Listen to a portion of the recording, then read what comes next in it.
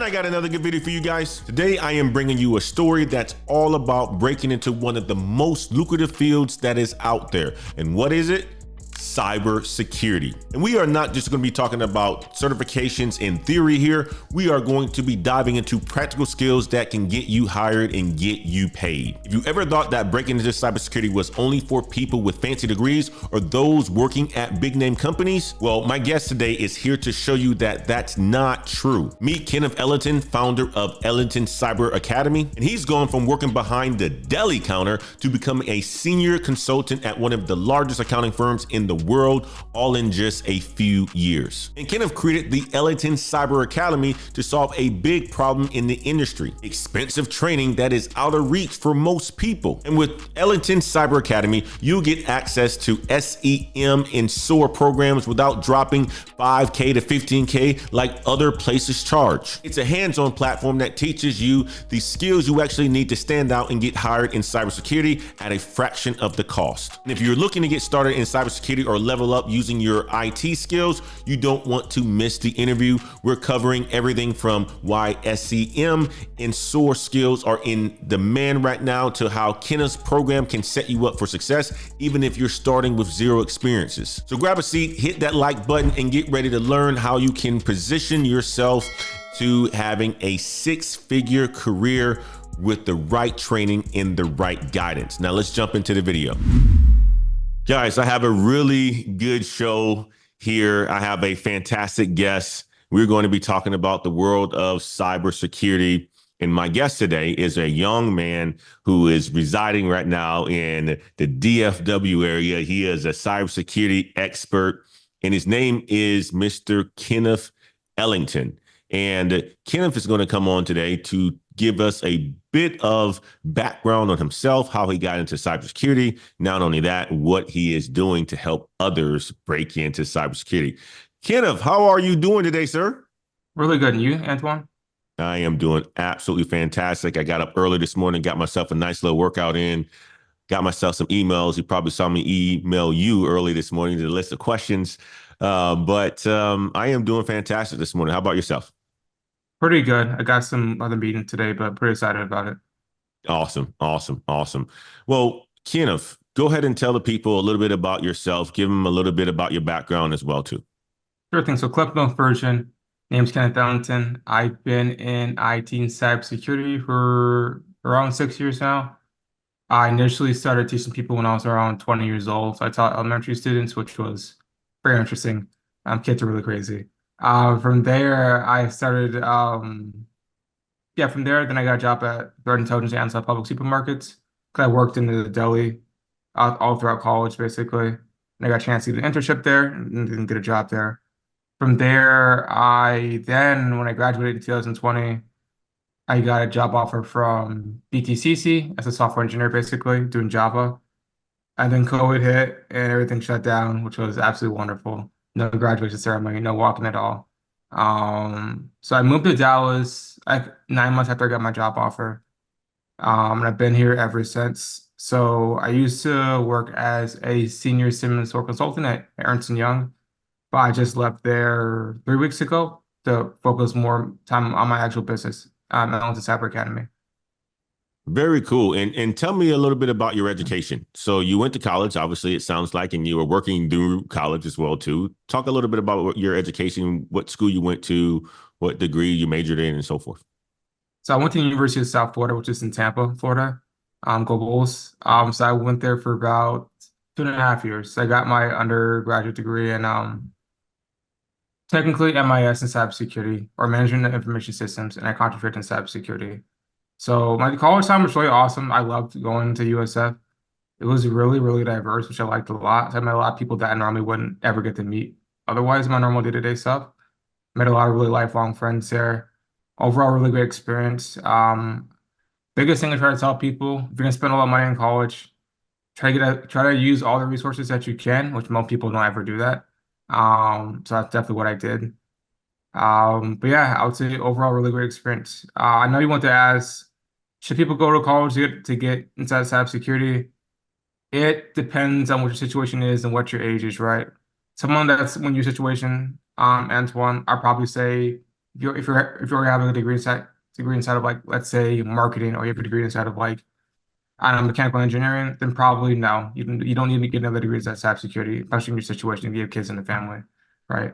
If you're someone that's, like, honestly below 30, and especially in, like, your early 20s, early teens, and you can go to college with that racking up like $100,000 in debt, then yeah, I probably say going to college, right? More along the lines for the actual, I would say, life experiences that you'll get from being in college and that personal development. Because I for sure was not ready when I was like 18 to get like a full-time job, right? I kind of was not like mature enough at that age. I was very dumb. So I had time to kind of like soak and mature and like grow as a man, to be able to do the stuff I am to do now, right? Which I wouldn't happen if it went directly into the workforce, my personal opinion, right? Everyone's situation is going to be different, but just to have the perspective. No, I like that perspective, and I knew I like you because I'm a management information systems major as well too, Ken. But I was a special. I didn't specialize in anything. If anything, I specialized in more on the computer science because I was a computer science minor, and my first job out of college was a software engineer as well too, man. Oh, So nice. very, very, very similar backgrounds. Cybersecurity wasn't a thing when I graduated in 2006. So that shows you my age at this point in time. But tell me, why'd you major in cybersecurity, or why'd you focus on cybersecurity? What was it that, you know, um, you were foreseeing about cybersecurity that made you go in that direction? So for me, so my dad's actually a software engineer. He's been on for the past like 28 years. I thought you texted him this morning because a hurricane hit them in Tampa. But they're all fine. So he's been on for the past 28 years, and he kind of wanted to push me and my brother to go inside of technology. Initially, I didn't want to do it because I thought it was really dumb and lame. So he made me do like a code accounting boot camp when I was like in middle school. And I did it for a month with my dad. So you're telling me people pay you all the money to type on a keyboard? I'm like, this is the dumbest thing ever. I don't want to do this. So I went towards my undergrad for business management. I didn't switch until I was like 20 to like more IT focused basically. Um, so that's kind of my inspiration for getting into technology. And then for cybersecurity, I didn't realize that even existed. So I don't know who told me about it. I don't know if my dad or someone else. I'm like, this looks actually pretty cool. I didn't realize this existed. And so when I actually worked at Publix, and this is the thing I tell all my students, like, make sure people know what your true desires are, so they will speak on your behalf when you're not inside the room, right? Because closed mouths don't get fed. If I don't know what you want, Antoine, I can't read your mind, right? So if I meet someone that can help you out with whatever goal you have, you don't tell me, I can't help you out, right? So I always tell people like the true desires you have in your room, right? That's how I got a lot of my business deals and opportunities, right? I'm not the smartest person. I'm a country bumpkin from Florida, right? I just know how to actually market and network myself, basically. But yeah, from there, I met actually the director of cybersecurity because my store manager knew that I wanted to do cybersecurity technology. She said, "Hey, Kenneth, so you said you do like IT and cybersecurity, right?" I was like, "Yeah, Laura." She's like, "Well, the director of Publix is going to be coming towards our store like 2 weeks. Do you want to meet him?" I'm like, "Oh yeah, sure, of course." So I met him. His name was Rick. He sat me down in the back office. He loved my passion and energy, right? Um, and then from there, he's like, Kenneth, so I want you to work on my internship team next year. I was like, oh, great, because it was that summer of 2018, so that spot was already filled by somebody else. He was like, Kenneth, he's like, you can do step-by-step instructions that I'm about to give you. I can almost guarantee you a spot on my internship team next year. I was like, all right. And he gave me a list of things, like a list of things I need to do, like learn Splunk, get Security Plus, go to B-Sides Tampa, and then the cybersecurity conference in Tampa that year as well, and then shadow his team. I did everything on that list. Fast forward 9 months, I interviewed for the team, and I get the job. Wow, that is fantastic. I love that you shared your story and not just how you got the job, but just the soft skills part of it as well, right? Of being able to articulate what it is that you're doing, what you want to do.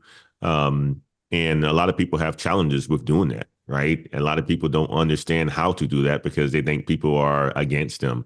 You are the type of person that you kind of speak it into existence, right? You're working in Publix and, you're working in the deli and, you're like, oh, I'm going to school for cybersecurity and I'm doing all this stuff because I want to be pretty awesome when I grow up. And, somebody, your manager is like, hey, I know somebody who's coming in that, is responsible for cybersecurity and IT. And next, you're having that conversation with them. They loved your energy, and here you are today, having that level of experience. But I want to even go back further, Ken, about the experience with your father, right? Of you being able to see that what your father did, that you may not have known, directly influence you going into, IT, but it did, right? Like, a lot of the times we think that, what's in front of us is corny or lame, and we don't know the details behind it. Oh, my dad just goes to work every single day, or my mom just goes to work every single day, not knowing the full details behind it. But it literally does influence the decisions that you make in your life. And that's good that, your father was that representation for you and your family to help you get into IT and to make a fantastic decision of going towards that direction. You've learned Splunk, you've learned a lot of other things, Security Plus. Tell me, um, tell the audience right now about learning cybersecurity skills in 2024. Like, why is it important to learn Cybersecurity Plus or So, cybersecurity skills in general? got you. So overall, it's going to depend on what route you want to take, right? If you're going to be a penetration tester, the skills you'll need will be different than if you want to do something like what I do basically, right? So literally just depends on what route you want to take. This is a very, very broad skill, right? So I'll go with like what I do basically as the best example. So I personally overall work in the blue team, endpoint security side detection. So SIEM, SOAR, XDR, threat hunting, threat intelligence. Those areas is what I primarily focus on. So the skills you would probably need for that are understanding library and monitoring, right? Detection engineering, advanced and basic concepts, right? How to build rules, how to probably some scripting skills as well with like maybe Python or Bash. Understanding Linux, right? Understanding the command line, understanding operating systems, understanding how to do threat research. And then for more advanced skills like threat hunting, right? Actively going out in environments and researching and then building detection rules and being proactive in preventing threats against them. Presenting that in front of their board, building out their run books, playbooks, stuff like that, right? So overall skill sets like that would be really important. And then I run a training company that helps out professionals in that, and I give you a roadmap on what to do and actually give you the hands-on skills to actually go out and get a job. And then we do job placement as well within that regard, right? Because it can be a lot to take in. It's a lot of information out here, a lot, kind of information overload. So people kind of get paralyzed by it and they don't actually do anything. They just kind of research forever, don't ever make a decision. But the best time to start was yesterday. Best segment time to start is now, right? So if you something you want to do, I would say do a decent amount of research, but then actually make a decision, right? Even if it isn't perfect, that's fine. You just want to get started. Or else you won't ever do it and you'll just keep doing it for the same thing year over year over year. And you look back in 10 years and you're still in the same spot, which I see happen quite often. Yeah, So I I would see that say, happen a lot. I've seen that yeah. happen a lot too, Ken, right? I mean, like, obviously being the owner of Level Careers and the owner of a coaching business, Elevate to the Unknown Black Heights, a lot of times people have a lot of questions and they ultimately don't make a decision. And they come back within another year at the same sort of coaching call, looking for additional clarity because there's so much information out there. But from a cybersecurity perspective, is cybersecurity entry level? Because you got an internship at Publix, you were able to get into it based on what this gentleman explained to you. Do you think cybersecurity is entry level? Technically, no, per se, because cybersecurity is a specialization of IT. So normally you will need to have some background experience in either IT or some other type of field, right? You necessarily don't have to come from an IT background. There's a lot of positions inside of IT that require you to have a diverse mindset. So if you come from like a pharmaceutical background or a banking background, right, there's different avenues you can take within cybersecurity to help you out, right? But normally cybersecurity requires you that you have some type of other experience, right?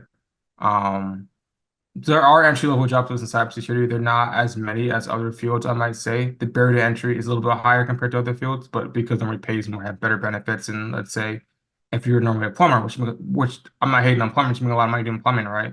But normally those jobs are a lot more physically demanding. You're outside a lot more, you're on call a lot more, right? You may work 60 hours a week sometimes to help customers out. That's just part of your job. You can't be a remote plumber. It's not really possible, right? Either go to someone's house and actually fix your stuff. So that's another reason why cybersecurity barrier to entry is so hard. There's other reasons, but those are just a couple. Yeah. So overall, I would say technically no, there are entry-level cybersecurity positions, but if you want to get some positions, you need to stand out a little bit more. So that's part of the problem as well. I love that. Let's give the users a blueprint. And, let's just say I'm somebody who's on the fence. I'm going to give you an avatar. I'm just getting out of school, or I'm middle age. I'll give you two avatars, right? Um, and I want to make $80,000 plus. Right now, I have a little bit of a technical background. I may have or I have gone to school in management information systems, computer science, and so forth. I'm just not knowing exactly where I want to go. Um, and I'm a middle aged person who's looking for a career switch, and I've never made over $80,000 in my career, and I have an interest into cybersecurity. How do these two individuals, and if it's the same exact route today, be able to break into cybersecurity? Give them that blueprint of how these two individuals, knowing they come from different generations, probably also they have different work experiences. How would these two individuals get into cybersecurity in 2025, right? So we are in 2024, it's September the 27th. If they wanted to be in cybersecurity in 2025, what do you think that blueprint is? Share that with them. So for both of them, and I'll go with the younger person first, but a quick question for both of them, like how serious about are you going to set cybersecurity, right? How much does it mean to you, right? If you can give like a half effort, then I really can't help you, right? It takes a lot of energy and effort to get inside of, right? Those are just the two questions I normally always ask all of my potential clients, right? Like, why do you want to get inside cybersecurity specifically, right? What about it, right? If you say you don't make a lot of money, cool. You make a lot of money in different a lot of other fields too, right? You don't have to do cybersecurity, right? Um, but then pivot towards a younger person. The person's like in their early 20s, right? Like, where do they live, right? If you live in the middle of Kansas, right?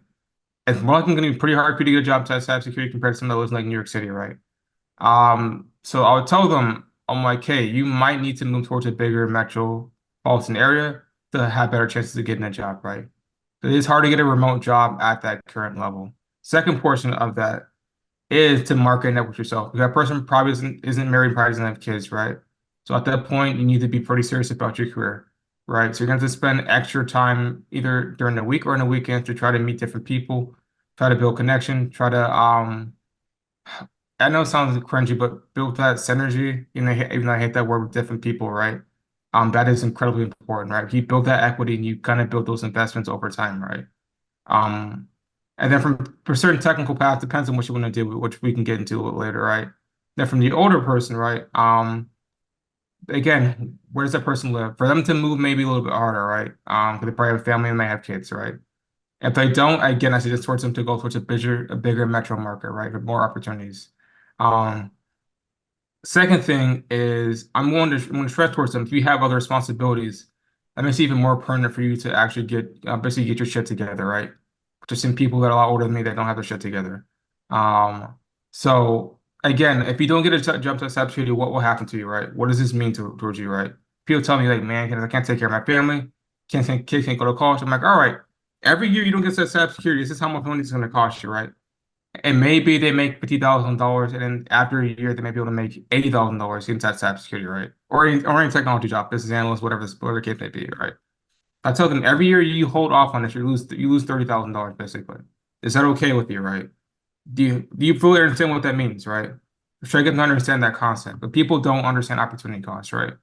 They only see I need to pay this much to learn this stuff. It's too much money. I don't want to do it, right? That's not how it works, right? If you don't do these things, here's what's going to happen, right? For example, if you don't take care of yourself now, you're going to have these problems later on in life, right? But people don't envision that. It may be because humans don't normally live past 30 for most of our existence, right? So it's kind of weird for us to live this long. So you don't like fully conceptualize the fact we're going to live a long time. But yeah, those are things I normally try to ask clients, right? Like, what age are you? Where are you located at? What do you want to do? What are your goals, right? That can build a plan out for them specifically. I like it. I like it. Um, and thanks for sharing that, guys. You guys got a lot of information just now on how you can break into the cybersecurity space. But I want you to touch on something a little bit different now, Ken. After landing your cybersecurity job, you decided that you wanted to help others. Talk about how you became a mentor slash coach in cybersecurity and what all that entails. Oh, that's a good question. So that's an interesting story. So basically, I think we were talking before the call. So as I started training more people, especially during COVID, people kept telling me, you know, Kenneth, you're really good at training people. If you actually charged me money, I would pay you. I was like, oh, really? Like, yeah. So I did Splunk security training for Black Hat Security from like 2000 to 2020. No, 2020, 2022. I was 3 years old back then. So I did training for all that time, basically. Then when someone told me that twice, I decided to kind of turn this into actual business and see how far I could take it. Which initially I didn't want to do because I thought it'd be a lot of extra work, which it is. So from there, it was kind of just understanding like how I teach, how I can learn, right? Like the things that can actually help people do, right? So I don't ever want to teach something that I'm not passionate about because it makes me kind of a hypocrite, right? So I don't teach penetration testing the red team stuff because I don't really like that stuff. It doesn't really interest me.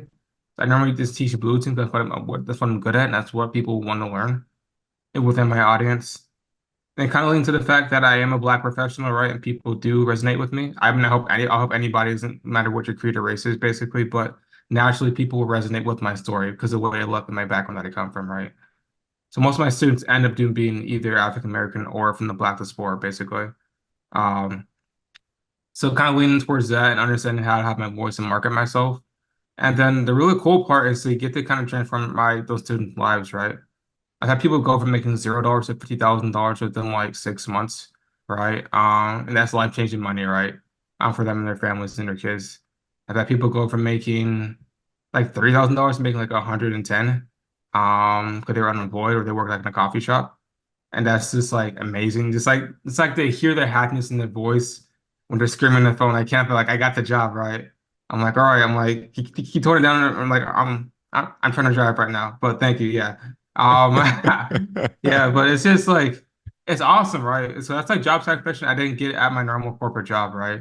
'Cause I realized that if they got like hit by a bus tomorrow, they would put my job on like the next day, right? So just to have that kind of overall impact in people's lives is something I never got from my other corporate job, which is why I love what I do, right? And then the really cool parts we're trying to build out is my goal is to build, we're in the process of building our own consultant MSC practice right now. So we're getting some more clients. So what I normally do is I take my best and brightest students and I put them on my contracts, right? So because that I train them personally, right? Me and my staff, I know they can do the job whatever contracts that I get because I trained them, right? And so there's a lot of trust. I know how they work. I know how their personalities are. So I can put them on good paying contracts and then get them started in their careers or get them moved up inside their careers. That's wonderful. That's absolutely wonderful. I love that. But even I want to peel back the onion even further on that, Ken, because you said that this opportunity came about after you were teaching Blacks in cybersecurity. Why did you even join the Blacks in Cybersecurity network, right? In order for you to, like, what made you join it? Because let's just say you didn't join it. Then you probably wouldn't be teaching because you wouldn't have had the confidence to to go out there and do it because nobody would have been validating you or whatever it is, or if they would have been validating you, it would have been through some other opportunity. But why did you decide to join Blacks in Cybersecurity? That's another good question. So normally when I tell people is, and you might experience this too, when you do an internship, normally if you don't like apply the skills directly after the internship, you kind of lose them. So I understood that and I didn't want that to happen. So after I left Publix, from my internship team, I wanted to be into the cybersecurity industry in some shape, form, or fashion. So that's why I joined Blacks in Cybersecurity, right? So I did it from more of the marketing perspective, right, and training perspective for helping people get into that cybersecurity and to build our location groups. So that's part of the reason why I got to that set, why I did Blacks in Cybersecurity, which I'm really glad that I did. Met a lot of really cool people, and now we have like over 1,000 members for Blacks in Cybersecurity all across the globe. When I joined, it was like I think maybe like 15 people. So I'm real, by the way, Michaela Barnett's absolutely awesome. You should connect with her on LinkedIn. She's absolutely wonderful. Um, Yeah, part of the reason why I joined, right? And it was really cool to see other Black professionals in cybersecurity 'cause I wasn't really used towards that, especially in Tampa. So that was a really, really like cool feeling to see our people thrive and be successful like that, my personal opinion. I love it. I hear you. I hear you on that piece of it, right? It's funny because depending on where you grew up, you're always told that you're a unicorn. And then you get online and you get into these communities and you realize you're not a unicorn. It's like, there's a whole bunch of other people who are getting it and having fun, but they're just in different cities or all across the world. You know what I mean? Um, Talk about what you find the people that you're coaching today and teaching struggle with the most when learning cybersecurity. I would say, surprisingly, it's not the technical skills. I think after a while, for most people, if you do it enough, you lock yourself in a room enough times, you'll get it down eventually. 'Cause we're not curing cancer here. Stuff isn't like that overly complicated, in my personal opinion. It's more of the marketing, the selling themselves, the soft skills, right? How to present yourself, how to build connections, how to build relationships, how to go and talk to people, right? And that's the really big gap I think people don't understand, right? Cybersecurity is still a business at its core, right? It's supposed to serve some function and purpose towards a larger overall business goals, right? So if you're not able to translate that to actual people who don't personally care about the technical aspects of cybersecurity, it's very hard for you to get a job, right? And then not being afraid to kind of look stupid in public. It's just like life advice in general. The more willing you're able to look stupid in front of other people, and personally, professionally, romantically, the more opportunities you'll get inside your life, right? So I kind of got to the point where I don't really care anymore, even though I look stupid. After 10 minutes, no one's gonna care, right? And people don't seem to fully understand that for various reasons. I love that But advice. I yeah, absolutely love that advice. That's growth, right? And it means that you're trying. And sometimes you're gonna stumble and you're gonna hit your toe and you're gonna have the dumb face. That face where you're just like, oh, did I really just do that?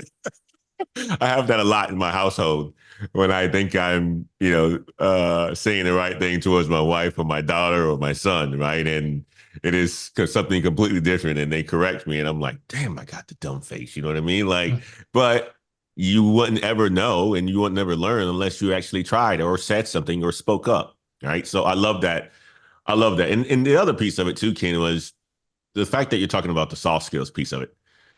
And I'm going to ask an even deeper question now because something that you said earlier was that um, a lot of people go into it thinking that it's the technical skills that's going to get them through.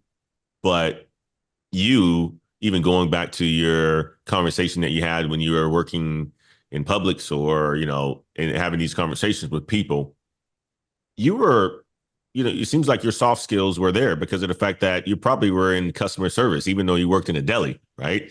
So the yeah. question that I have for you is this is should people who will want to get in cybersecurity get some sort of customer service experience? Because I will tell you like this personally, I started my career off in IT help desk. I did it for a retail for Kohl's corporate headquarters. And I did that um, my senior year in college. So I already understood, how to, interact with people. But prior to that, I spent my college working at a retail store, Menards. If you know what a Menards is, right? It's like a Home Depot or Lowe's. So I'm always was around people having those conversations. Fast forward, full-time job, did a lot of traveling, customer facing roles, implementation. So you get to build that customer service, customer facing soft skills, how to talk to people, how to build relationships, how to be genuine. Should people, this is going to be a deep question, two questions. Should people who are getting into cybersecurity out of school, should they work some sort of customer service job first? Could be waitress, could be IT support, could be help desk, could be bartending. That's the first question. What's your thoughts on that? It depends what the situation is. If someone's going to give you $80,000 straight out of college, I would say take that job and kind of figure out the rest later. For the most part, you can do that through volunteering and other means, right?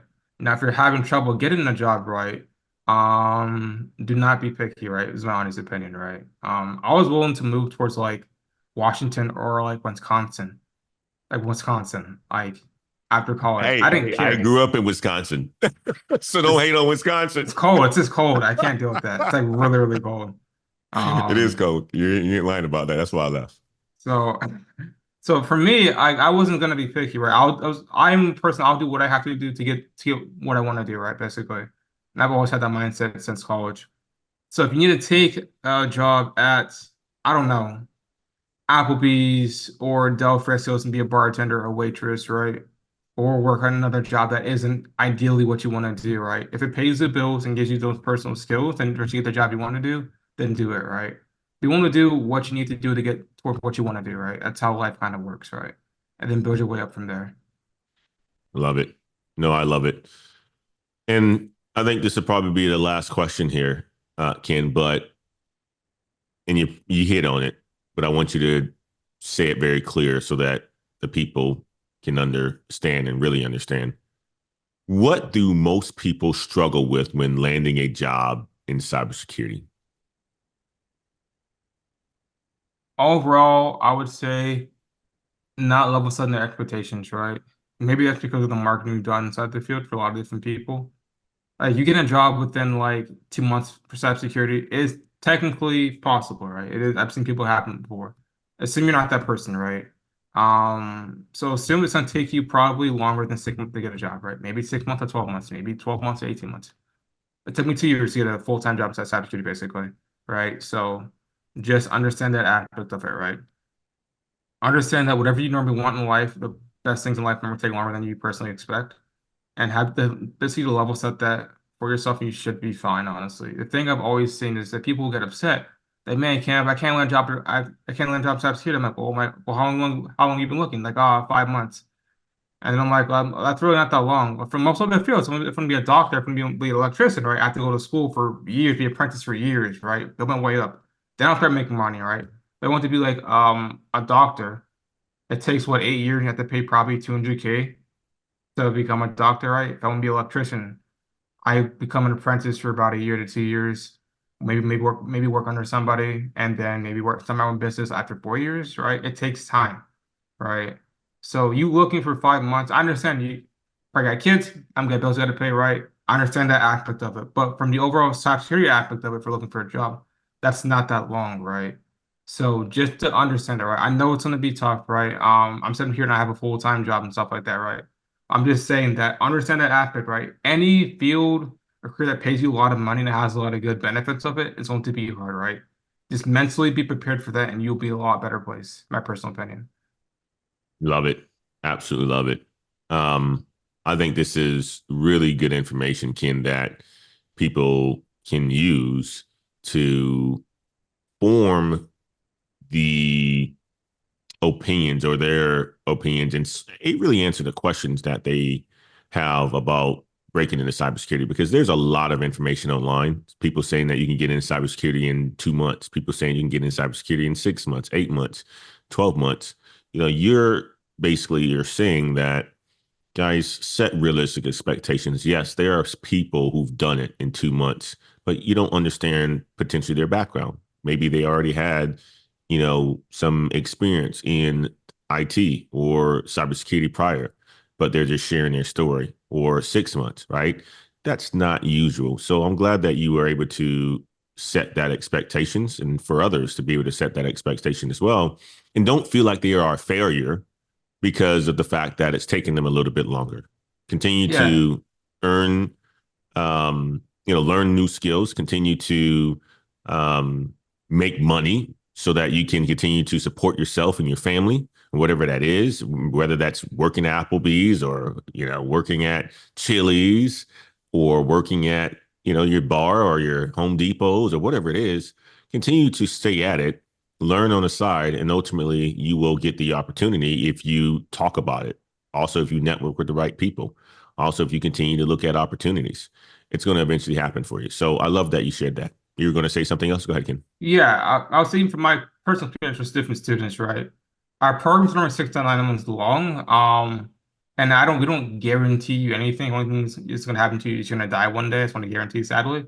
So my only guarantee for my students is that we'll do everything in our power to land you a job, promotion, where the case may be, nuclear, whatever you want to do. You get access to me and my team until that time happens, basically for our main program, right? So it takes you 18 months for like it took one of my previous students. So Brian just got a job at what was it? I think Collins Inc. in Atlanta, and now he's making over six figures. He got like a $40,000 salary increase. It took him Wow. you flipped me since 2022, so it took him a long time. He had other personal issues he was dealing with, but again, it takes a long time. He had active for dollar stuff still until then, right? So he kept meeting him, he kept talking to him, seeing how he's doing, seeing how we're able to help, right? So it takes time, right? And then Brian, who's actually my lead consultant, my consulting practice now, it took him 4 weeks, right? But for Brian, he's already worked in cybersecurity, right? So for him, it was just getting a higher paying job, right? So Yep. everyone's going to be different, right? So just understand that, right? Which I try to tell people during our consultation calls.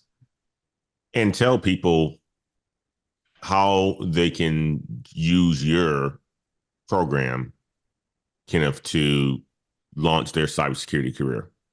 Got you. So normally how our programs work, we have different options, self-paced, instructor-led. People like the instructor-led the most. He accent towards me, my team, my staff, basically. So normally how the programs work are about 6 to 9 months long. We take you from learning how to do analyst work using SIM sort platforms, so Splunk, Splunk Enterprise Security, XSOAR, Splunk Phantom, all the way up towards the engineering, towards architecture level, and then SOAR administration level are their main tracks, right? The main program has all the tracks included at the price. Our price right now is around $6,000. It's going to go up to $7,000. I think after October 19th. Um, there are payment plans as well, just lower the cost, right? You can pay payments out over 24 months using Klarna. Our ideal client is someone that's either in IT or cybersecurity.